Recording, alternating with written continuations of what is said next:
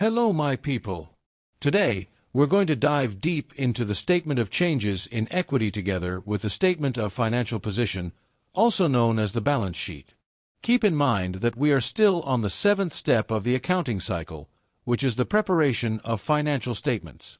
We initially started this step by preparing the income statement, because this statement provides us with essential information about net income, which will later be used in the statement of changes in equity. Net income is very important because we need it to determine the change in retained earnings. That's why the income statement must always be prepared first. The statement of changes in equity has two main components: share capital, or common shares, and retained earnings. Let's quickly remind ourselves how changes in each component are calculated, and then we'll combine them into one statement. Changes in retained earnings are calculated as follows.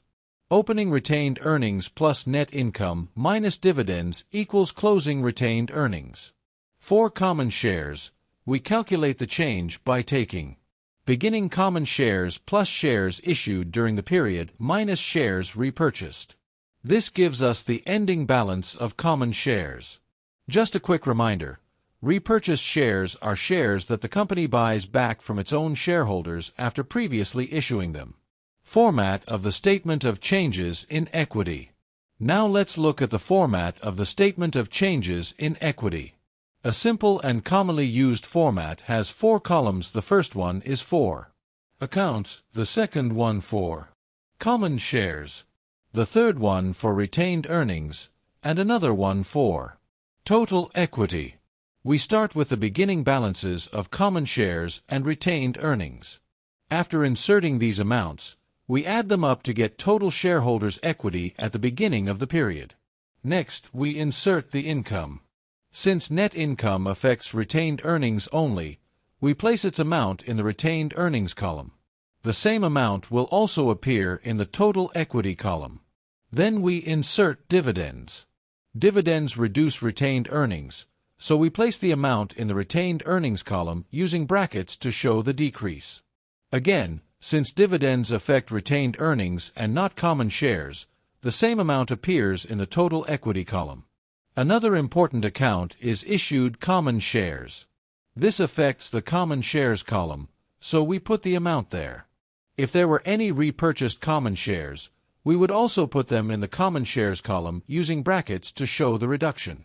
Since in our case we only have issued common shares, we include that amount in the total equity column as well.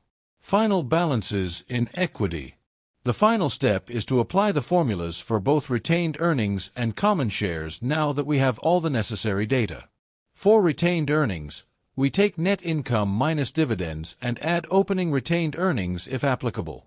For common shares, the ending balance will equal the issued shares since there were no opening balances or repurchases.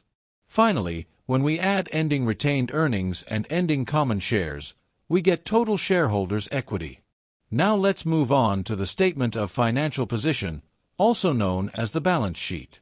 The balance sheet is like a snapshot that shows the financial position of a business at a specific point in time in terms of assets, liabilities, and shareholders' equity. As we discussed earlier, the adjusted trial balance provides the information needed to prepare our financial statements, so we'll use it to prepare the balance sheet. The balance sheet follows this fundamental accounting equation. Total assets equals total liabilities plus shareholders' equity. Preparing the balance sheet. We start by listing current assets, such as cash, accounts receivable, supplies, and others. Next, we list non-current or long-term assets, such as land, buildings, and equipment. After that, we add current and non-current assets together to get total assets. The next section is liabilities, which are divided into two categories. Current, short-term liabilities, such as accounts payable, salaries payable, deferred revenues, and short-term loans payable within 1 year. Non-current, long-term liabilities, such as long-term loans payable in more than 1 year. After adding these together, we obtain total liabilities. The last section of the balance sheet is shareholders' equity. Here, we simply use the information from the statement of changes in equity, which includes common shares and retained earnings. Once we add these together, we get total shareholders' equity. Finally, we check that total assets equal total liabilities plus shareholders' equity. If they balance, then our balance sheet is correctly prepared. That's it for today. Thank you so much for watching.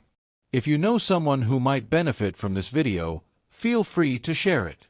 In the next video, we'll focus on the statement of cash flows and closing entries. See you then, and have a great day.